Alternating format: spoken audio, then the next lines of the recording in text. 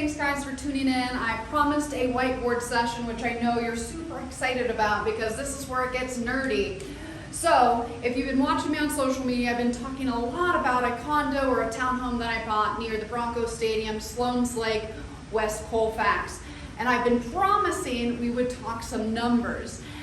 And I also wanted to preface that real estate portfolios and real estate investing, it is not a one size fits all. So when you get people talking about how you have to do this, you have to do this, you have to like all these regimented items, it doesn't work for everybody's portfolio. And I wanted to also discuss later in the video all of the rules that I violated and why I did it and why I did what I did. So quickly, it's funny because this video is probably going to be like 20 minutes and I'm going to chop it up into like 3-minute videos to keep your attention. So, townhome that I bought near Broncos Stadium was $750,000. It was slightly under that, but for the sake of math and me doing math on the fly, we're going to go with $750,000.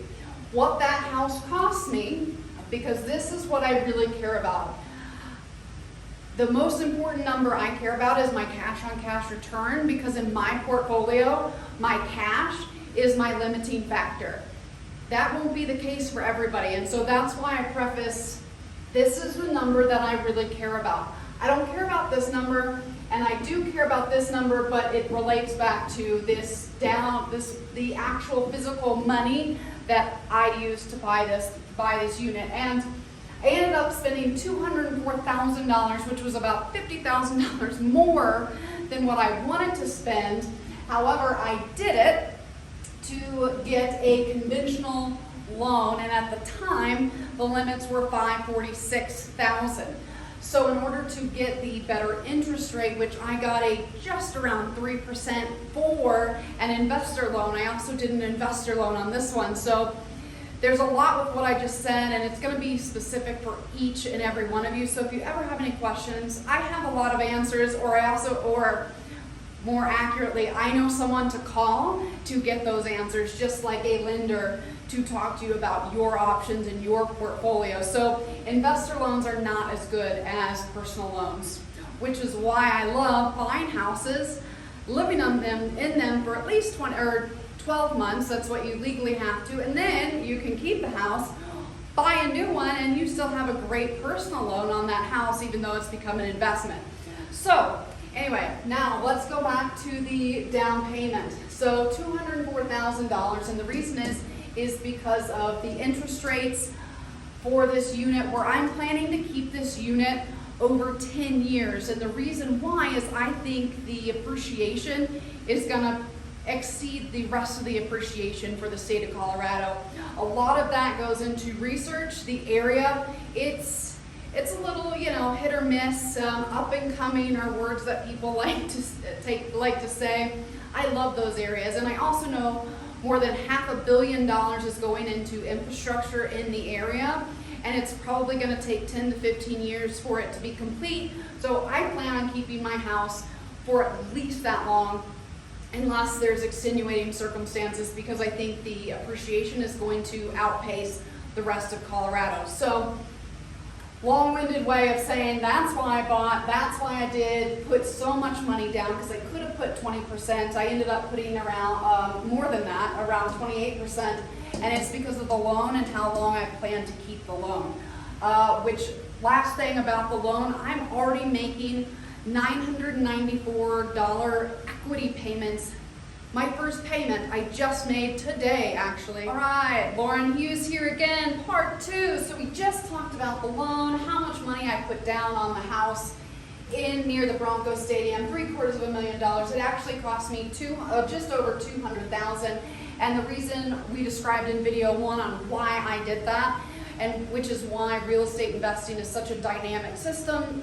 There's not a one size fits all. So let's go down. Actually, let's go on over to cash on cash return, which is really, that's the one thing that I care about. And I violated a bunch of other rules to optimize this cash on cash return. And the reason being is my portfolio, my limiting factor is my cash. So I have to optimize my cash every single step of the way, so then I can expand my investment portfolio in other regions. So $204,000 is what I spent this year, or well, what I spent, to buy the house, which I'm looking at a cash-on-cash return year one, ladies and gentlemen, of around 23%. That's nuts, and that's really, really hard to find in Denver. I will also say this is not my chapter one. I've been doing this for well over a decade. I'm the third generation of my family that does this. We're talking about a really good purchase right here, or so far so good. We can go on, I can teach a master class on poor investments that I've made, which is why this looks so easy. It's not, and there's so many different little things that can go right or can go wrong, and it's so important to work with someone when you're just starting out, or the competency of your realtor. They all matter. Same with your lender, like competency of every single person along the way. It matters so much, because this looks easy. And so far so good. So 23% cash on cash return, and how I got to that number is, so basic formula for cash on cash return is annual money brought in before taxes divided by total money invested. So if I'm doing my basic, how I got to 23 is, so the annual amount I bring in, which I actually only use this base number of 3,900 times 12 divided by 204,000. That gave me just shy of 23%, but we can round up to 23%. So 23%, that's going to be, well, stock market's going kind of crazy right now, but right now with this investment, I've already made 23%. That's nuts. 1,000 or 12,000 of that, it's already going into the equity of the house. And we haven't even talked or touched on appreciation, because appreciation, well, it's something that I can't control, but I do everything in my power to optimize the appreciation, where I'm expecting this unit to appreciate between 15 and 20% for the next several years. And I do think within the next 7 years, I do believe that it's going to be around 1.5 million. So I can elaborate on why I think that, and why I bought the unit that I did, because it was, you know, there's pros and cons to everything, and well, we'll see what happens in the next 7 to 10 years if I'm right or not. So, all right, so 23% year one cash on cash return, and that's what I love so much. So next I'm going to talk a little bit about rent and how I got my rental numbers, market value, and all of that in part 3 of this video series. All right, Lauren Hughes here, part 3, discussing the townhome that I bought near the Broncos Stadium for $750,000. It cost me just over $200,000 to get it. I've been able to achieve a 23% cash on cash return, or that's anticipated. I just bought it 2 months ago, but that is the anticipated cash on cash return for year 1, which that's hard to do. But now we're going to talk about rent and a little bit more about how I come up with the rental numbers and how I made all of this work together to kind of get these high-end numbers that you're seeing. So the rent for this unit is $4,500 a month. That's a lot. However, I also wanted to say if you follow the 1% rule, which a lot of real estate investors, they live and breathe by this number. I don't care about this number. It's the 1% rule, which basically says that you need 1% monthly to equal your purchase price. If we use that 1% rule, I'm at 0.6%.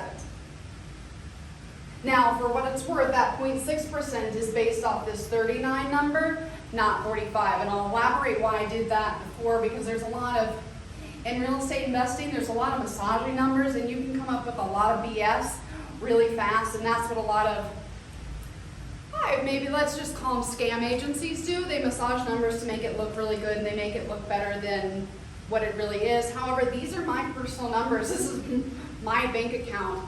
Lying to myself isn't going to help anybody. So anyway, the 0.6%, and that's because the market rate for that unit is $3,900. And so that's how I came up with it, and it violated that 1% rule. And one of the reasons why I don't care too much about the 1% rule is, one, I do luxury properties. So we're looking at $750,000 right here. This unit will be over $1 million in the next couple of years. The 1% rule, I believe, was made for units that are around 100,000. They're much lower. And so your numbers, they have to be a lot tighter because you're looking at different variables. I'm trying to get the best cash on cash return and as well as appreciation, and that's why I'm putting so much money into a single unit. The 1% rule is going to be very hard to achieve in Colorado because everything's so high, and believe me or not, I know you'll probably hate this, house prices outweigh the rents, especially trying to get that 1% rule. You can do it some places in Aurora, or if you do a really extensive rehab, rip the house down, and you basically pay nothing to the person you buy it from. You can get it, but that's just not what I do. So nothing wrong with it, but I've gotten a lot of criticism from other investors just being like, oh, how do you violate that rule? Because I don't care about that rule. My portfolio, it's just different. And it's you know, these are very expensive units, so I have a lot more play with the money because my goals are a little bit different. I'd rather have one unit that produces the same as someone else's 10 units, and that's because my time matters, and I'm to the point in my portfolio where I can take those risks. I don't need to spread it out between, you know, 10 properties. I can do one really expensive property because I have several of them. Excuse me, so a little bit different, and I kind of got on a diatribe over there about the 1% rule. It's, you know, I think it's a good rule. I think it's a great rule when you're starting out and you're doing properties under 300,000. I think it's very important because maintenance costs can really eat you alive on those lower end properties because the cost of maintenance for a cheaper house, $100,000 house, is almost the same as like my townhome at $750,000. So it's, you know, there's a lot into that, and I'm happy to elaborate, but I care about the cash on cash return, not so much the 1% rule, which a lot of people in the investing world think that that's a golden rule. So I went on a little bit, actually kind of an extreme diatribe. So follow me for section 4, and we're going to talk about these rents. All right, Lauren Hughes here. We're on part 4. I really kind of went on a diatribe about the 1% rule a minute ago if you were watching. So townhome, $750,000. I put just over $200,000 into it because I care about my cash on cash return. So let's talk rent. So for this unit, I just signed a 2-year lease for $4,500. Now the market rate for an unfurnished unit is $3,900. So that's how I kind of divided it. 39 is what it would be unfurnished, but I actually agreed to furnish it for an additional $600 a month. So base at $3,900, and that's actually where I came up with my cash on cash return for year 1 at 23%, which is nuts. Good, very good. But I wanted to elaborate a little bit why I pulled this 600 out, because this is for furnishings, and I keep these numbers separate. Now, I could have added the 4,500 to make it look like, hey, I made 35% and massage the numbers, which sometimes there's confusion with marketing and reality, what I've seen with some of these larger companies. This is my portfolio, so there's nothing to gain by me lying. It just hurts me. And so it's, you know, when you start to get into the real estate investing, it's, you know, it's all about who you know, and you need to know good people that are going to give you real numbers and not massage it to make themselves look really good, which is what I've seen with a lot of listing agents, underpricing their house significantly. So then then they can say, hey, I got $50,000 more for my buyers. In reality, they sold it for $25,000 under market. But I digress. Let's focus on this rent. So $3,900 is the basis, which I got for the next 2 years, but the $600 furnished. And this is a little bit what some people have to deal with short-term rentals, and it's a little bit different. So, and I pull it out from all my other rental numbers because This amount of money is for furniture. It has nothing to do with my rental. I mean, it does, but for the sake of my cash on cash return, it's not there. It's not included in this $204,000 because I just blew my budget. So I actually had a budget of $7,200 to furnish this unit. The reason why I came up with that was because I get $600 a month and I multiplied it by 12. So really crazy there, but it was $7,200. The reason why I do that is year one, you're gonna have a lot more cost. Year two, I wanna start recouping those costs because furniture doesn't have a very long lifespan when it's in a short-term or long-term rental. Trust me, renters do not keep your furniture the same the way that you do, and I actually have to replace, on average, all of my furniture every 5 years. But this is how I do it. So 600 times 12 is 7,200, which was my goal. However, that didn't happen. I ended up spending $9,000 to get this rented. A few things that I went over budget on. One, I had to do it within 3 weeks, so I had to pay a premium for some items because the cheaper items were out of stock. Two is I went over my TV budget. I had to buy 4 TVs, which I priced out in June. I ended up buying them in October, and I was off by $500 or $600. So that's where that came in. It was about $1,200, $1,300 in additional furniture costs, which is about 20%. And then the TVs went up about 30% off what I had projected back in June. So paying attention to, well, this crazy inflation scenario that we're living in right now is important because it ended up taking $1,800 from my profit on year two. We're already in year two right now. So year one, I'm gonna make $0. I actually spent $9,000. So year two, even though I make $7,200 a year, I'm now making, I went with 52. Why did I do that? I don't remember. I think because I assumed I'd probably have to replace about $500 worth of stuff every year, even though I don't like to replace anything until year 3 when I have new stuff. But my profit doesn't start until year 2, but it's over $5,000. And then year 3 is when I start to make $5,000 to $6,000 a year based on my furniture. And the reason how I do that and how I came up with that number is, so year 1, I make 0. Year 2 is when I start to recoup my costs. And I don't really buy anything. I only anticipated an additional purchase of about $500 in case something gets ruined. Year 3 is when I start replacing 20% every year. And so I usually spend between $1,500 and $2,000 for like this scenario every year. And so it still gives me a profits because I'm still making $7,200 a year on those furnishings, or I'm bringing it in and I'm spending around $2,000 is going out to replace it. And so I get to consistently make $5,000 to $6,000 a year. And that's just because if I do it slowly over time, my money becomes consistent and it becomes, reoccurring revenue that I can anticipate versus like an oh crap moment being like, oh, I have to redo all this and I have no money. Which, for what it's worth, that is one of the best lessons or the best things about my portfolio now compared to when I started. The first years actually sucked because I didn't have money in case stuff went wrong. And so now I do all of this, even though I don't have to. My life is much easier now that I have cash to, because I decided to, instead of $3,900, I could pull $9,000 out of my portfolio, not a big deal, to furnish it. I have so many more options because I have that cash available that I didn't have for the first several years. So, having to pull $9,000 to refurnish something, or, something goes out, it hurts and it's stressful and it's awful actually. And so my portfolio has become much easier when I can pull this amount out. But the reason is because I plan for everything, and I plan for it on a 5-year plan for my rental. So thanks guys for tuning in. I greatly appreciate it.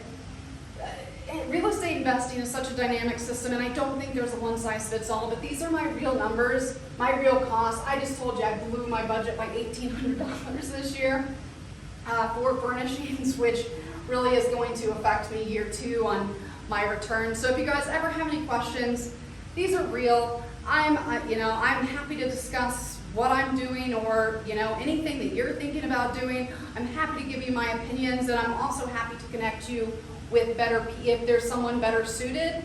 I probably know them too. So thanks, guys.